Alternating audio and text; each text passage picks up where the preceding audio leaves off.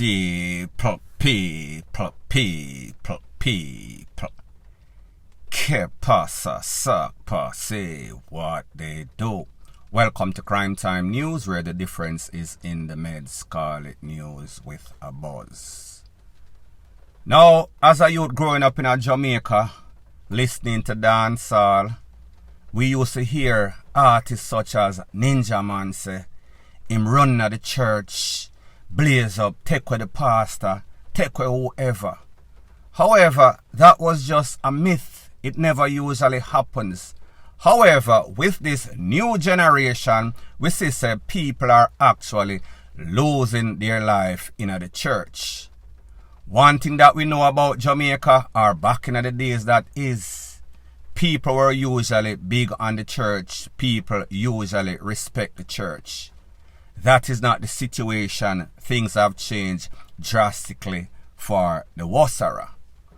I am speaking about an infamous case in which a banker lost her life. Her name was Andrea. Her name is Andrea Lowe Garwood.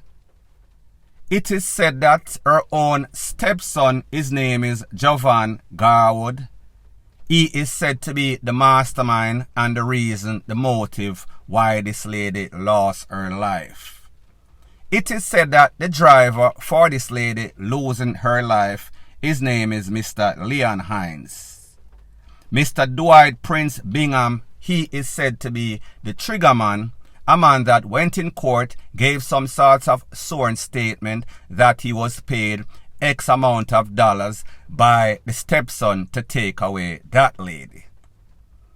Now people, when we list a case like this, we have to ask the question, did the prosecution stumble, drop the ball, drop the catch?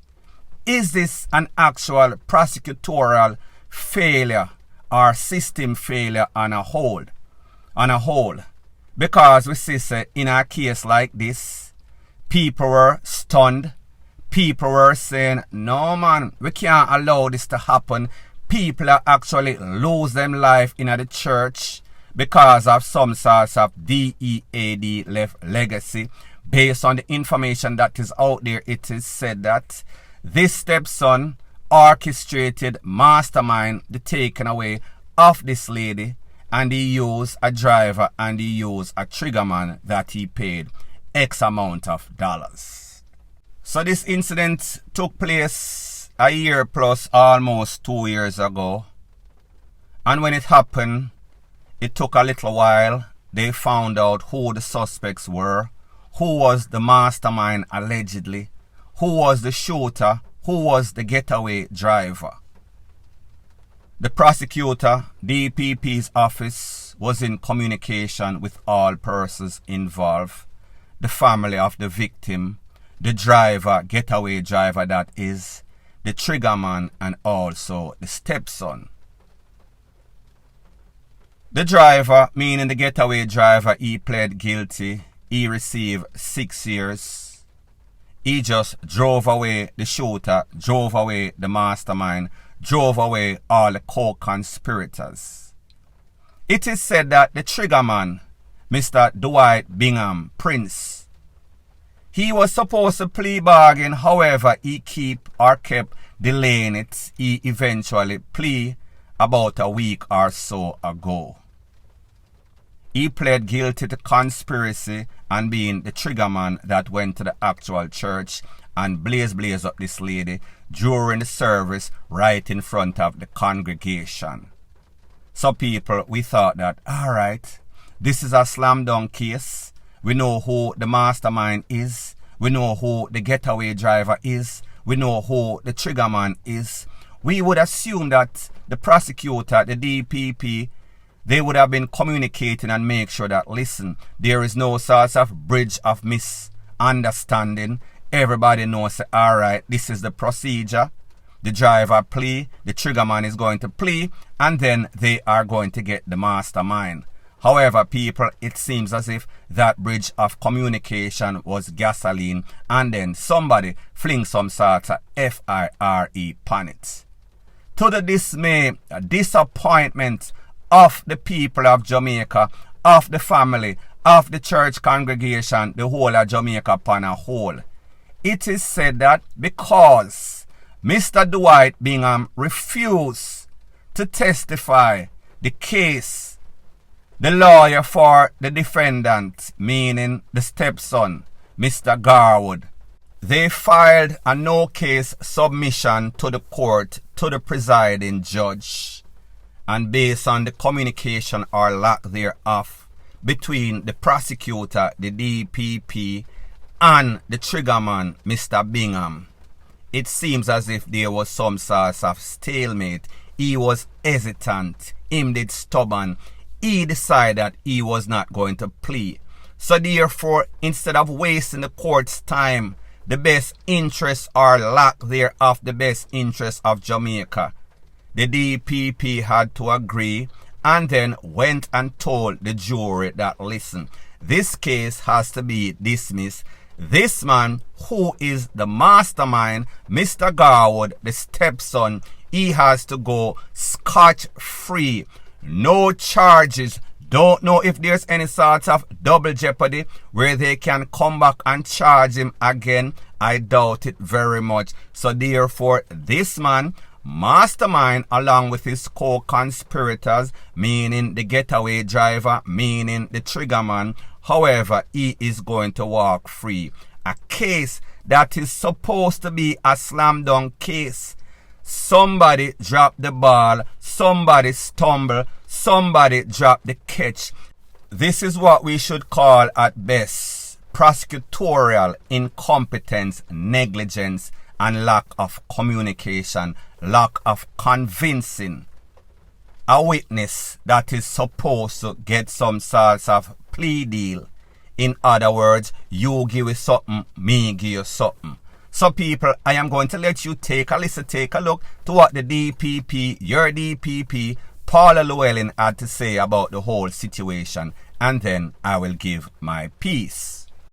We recognized that we would not have been in a position to take the case any higher. That being so, ethically, we had to offer no further evidence. Certainly, His Lordship, the Chief Justice, agreed and directed the jury to return a formal verdict of not guilty. We had been making strenuous efforts for at least the last year to engage Mr. Bingham, that is the triggerman or the actual of Mrs. Garwood, to enter plea negotiations with the prosecution in order to come to a formal plea deal. We used moral suasion.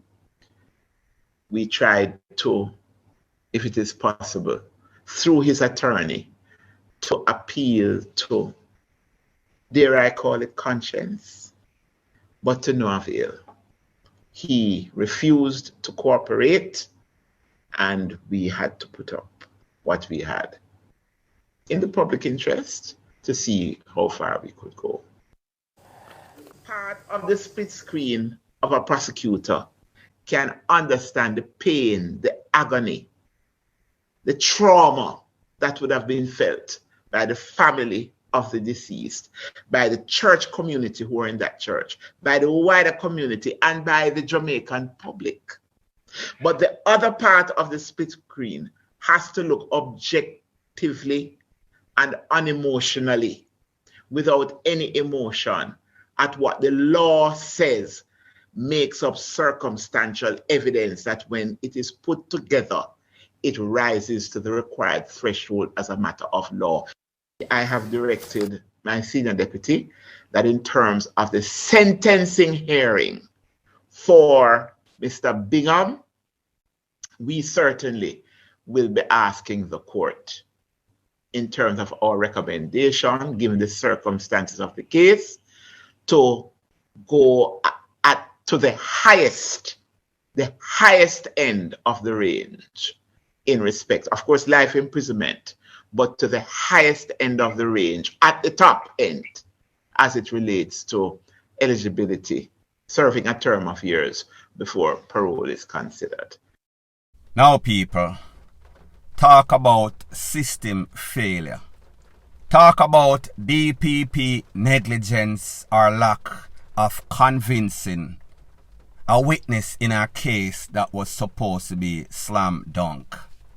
Talk about a case that got derailed and came crashing down, to the surprise and disappointment of all involved, including the whole of Jamaica, specifically the family, the friends, the loved ones, the church, Trelawney, Montego Bay, the whole of Jamaica, like me say. The judge was there throughout all of this. The judge was getting all sorts of information, updates. So therefore, he realized that, listen, this case is not going anywhere. This is at best a stalemate. That means the prosecutor cannot convince the witness, Mr. Bingham, he was not going to budge. They tried and they tried to encourage the trigger man, but the trigger man coming like him trigger. It was stuck. It seized up. It need all sorts of WD-40. Him now go nowhere. So after assessing and analyzing the case, the judge decides to listen. The ethical thing to do, the right thing to do, the only sensible thing to do is to instruct the jury that, listen, this man, him not innocent enough, but because of technicality, he will have to walk. Because the main witness, the key witness, will not give any sorts of testimony. Even though he gave some sorts of sworn statement, I guess, based on the law, that statement means absolutely nothing if he was going to go into courts or he refused to collaborate what he said before. The prosecutor told you herself she was in communication with the attorney, defense attorney for this witness. She tried to tell him that, listen, talk to your client, see if you can pull on his conscience and let him realize his bad deeds, the evil thing that he did. Now, people, when you hear that, you have to wonder what this prosecutor, DPP, is thinking. Because when you analyze and assess the situation, this is a man that got however much money. He drove from wherever he was. He went to a church during service. He went in, blazed up this lady, and left as if nothing occurred. Do you think that man has any sorts of conscience? Do you think after all that this man did, he would be a likely candidate for any sorts of rehabilitation? No, people, not in my opinion. So pretty much this DPP is telling us that, listen, this is circumstantial evidence. So therefore, if the pieces of the puzzle cannot be put together, the whole of Jamaica, the whole of the church, the whole of Trelawney, we will have to suffer because we pretty much drop the ball, fumble a catch.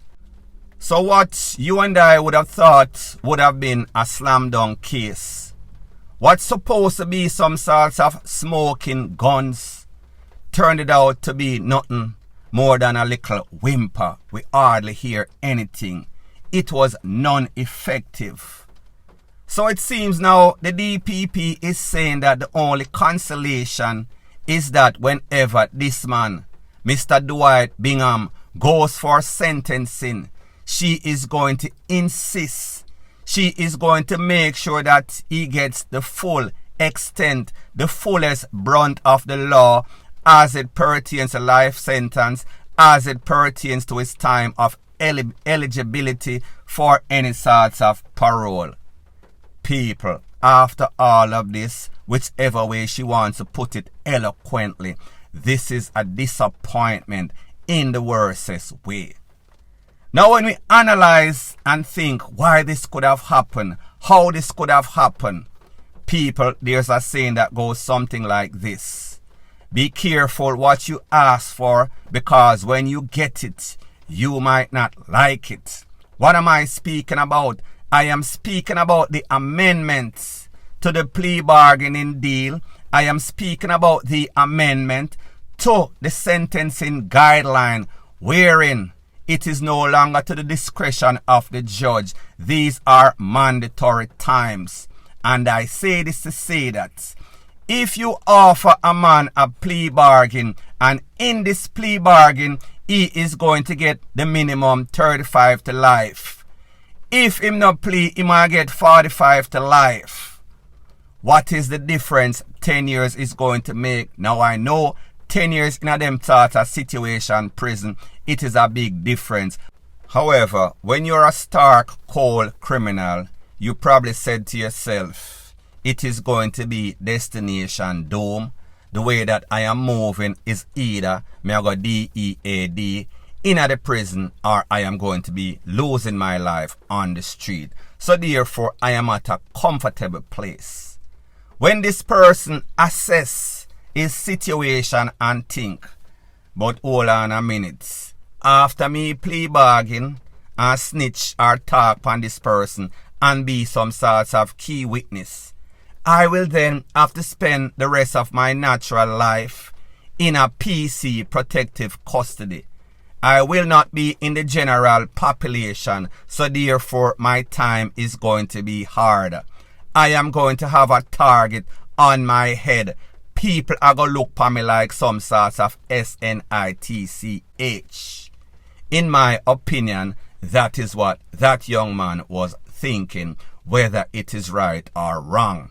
I know that other person are going to say, maybe he was scared, maybe he got some sorts of THREATS. If him talk, him a go lose him life, or maybe somebody paid him. People, how much money can you pay the average person to pretty much tell him that he is destined for doom? Do the rest of time of your natural life and we're going to pay you. How much billions or gazillions amount of dollars can somebody pay you for that sort of agreement? So in my opinion, I am thinking that he is thinking, what is going to happen to me? What is going to be my best interest? Am I supposed to snitch and then hide in some sort of cell 24 hours for 35 years? It makes absolutely no sort of sense. So this is pretty much a breakdown because of lack of respect for the DPP's office, lack of trust, and most importantly, system failure in the laws and rules governing sentencing, governing plea bargain, those amendments that were made. It takes away the discretion from the judge. So therefore, everything is mandatory. There is no source of negotiation. You're going to get 35 or you're going to get 45. There is no unusual circumstances. That means that every case is painted with a broad brush. Whenever you are making rules and regulation, you cannot think like that. That is close-sightedness, point blank and period. So anyways, people, thanks once again for checking out my video. If you appreciate videos like these, please show your appreciation by liking, commenting, sharing, and subscribing to my channel. That is how YouTube promotes videos like these to like-minded, sensible persons like yourself. And last but not least, please subscribe to my next channel. It is called Jamaica Dancehall Source. I'll be pinning the link to that channel in the description of this video. Bless up.